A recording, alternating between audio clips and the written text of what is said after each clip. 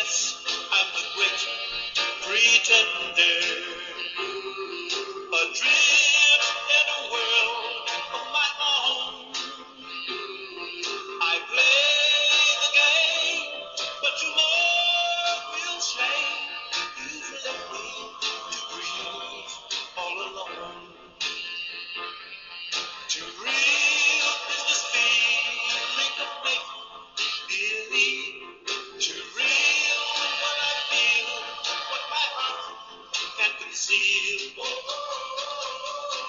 Yes, I'm the great pretender, just laughing and gay like a clown.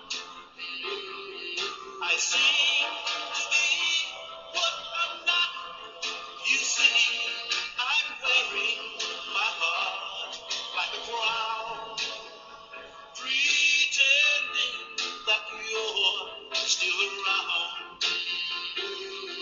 Too real is this feeling of make believe. Too real when I feel what my heart can't conceive. Yes, I'm the great pretender, just laughing and gay like a clown. I seem to be what I'm not. You see, I'm wearing my heart like a crown, pretending that you're still around. Okay, so today I'm going to be talking about the great pretender, probably one of the greatest pretenders of all time. That is Muhammad, the so-called prophet of Islam. I'm going to say that there's three things that constitute somebody to be a prophet. Number one, he should be able to do prophecies. God should be able to reveal him mysteries of the future to sanctify his message. Number two, he should be able to do miracles if he can't do prophecies. If he's going to warn people about God, shouldn't he at least be able to do miracles to sanctify who he is? Shouldn't God give him the ability to do that, or through him do that? Or number three, at least if he can't do prophecies or he can't do miracles, shouldn't he at least have a higher moral message or moral teaching for the people to follow to make him a prophet? So by going through these, let's see what the Quran has to say about this. In chapter 13, verse 7, the unbelievers say, "Why has a sign, ayatun, not been sent down upon him from his Lord?" The answer is, "Thou art only a warner and a guide to every people." That's Quran 13 and verse 7. Quran 7, verse 188, this is about the future. "Say, I do not control any benefit or harm for my own soul except as Allah pleases.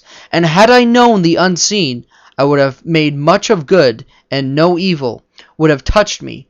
I am nothing but a warner and the giver of good news to people who believe." So, number one, he's saying, you know what? If I knew the future, I would only use it to benefit myself, first of all.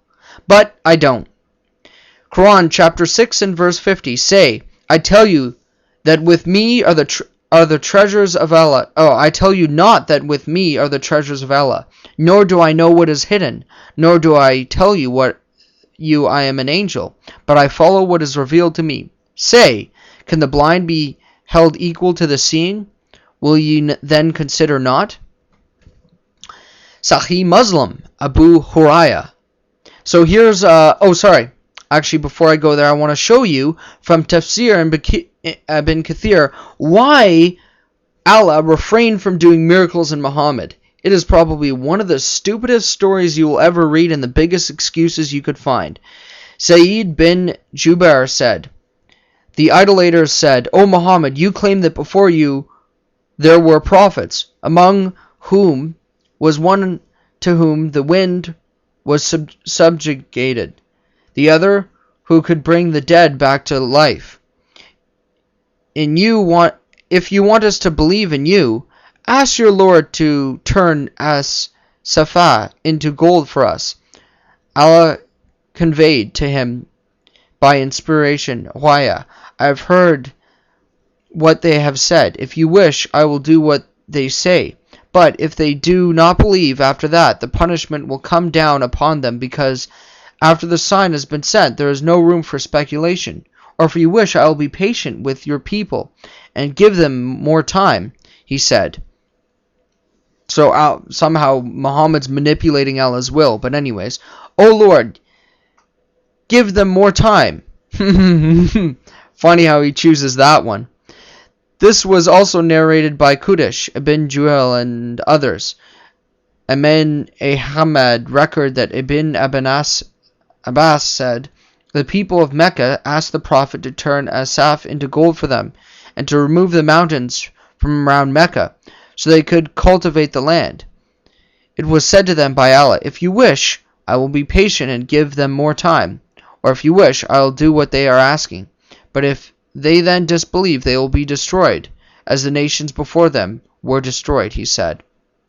No, be patient and give them more time, then Allah revealed.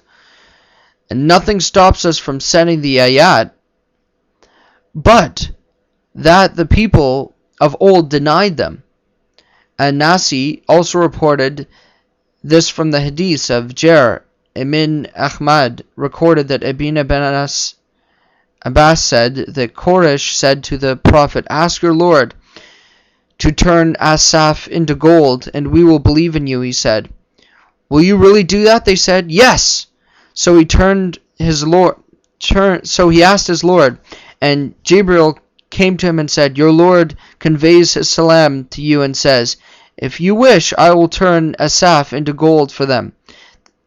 Then whoever of them disbelieves after that will be punished with a torment, the like of which has never been seen in creation.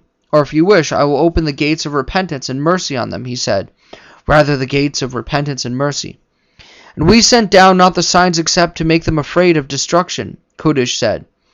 Allah makes people afraid with whatever signs he wills, so that they may learn a lesson and remember and return to him. We were told that Al-Kufath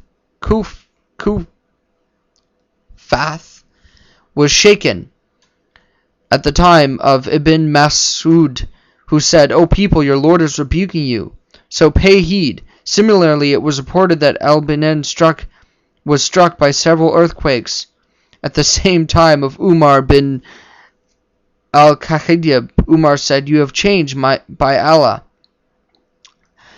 And if such a quake were to strike again, I will subject you to such and such, the Prophet said, in a hadith whose authenticity is agreed upon. The sun and the moon are two of the signs of Allah, and they are not eclipsed from the death or life of anyone. Allah uses them to make his servants afraid. So if you see them, hasten to remember him, call on him, and seek his forgiveness. Then he said, oh, remember, blah, blah, blah. Okay, so, first of all, it's saying that the eclipse is a sign. Well, this is very false, because in the Quran it says that they each follow their own path, and they cannot overtake one another when talking about the sun and the moon. So that's false, because there's an eclipse. Number two, if you see he goes up and he says, well, you'll die if we give you these signs, because he couldn't do them. Number three, he said that they gave signs, but people before you didn't believe him. What a big fat lie this was. The Jews believe in all the signs of Moses that he did and escaped out of Egypt, and the Christians still today believe all the miracles that Christ did and all the miracles that the prophets did. So this is false in itself. And I'm out of time, so stay tuned for part 2.